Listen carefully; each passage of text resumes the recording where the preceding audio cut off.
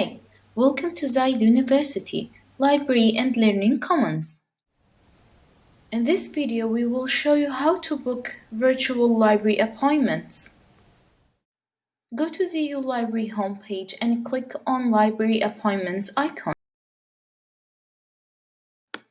It will take you to this page and you will select the library staff member based on your inquiry or major.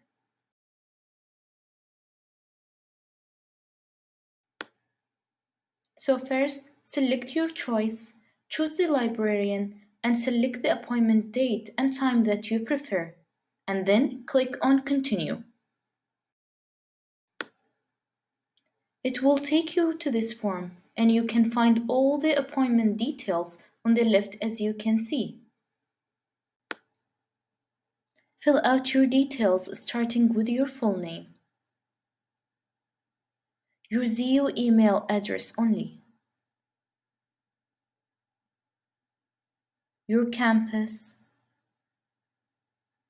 your classification, your college or department.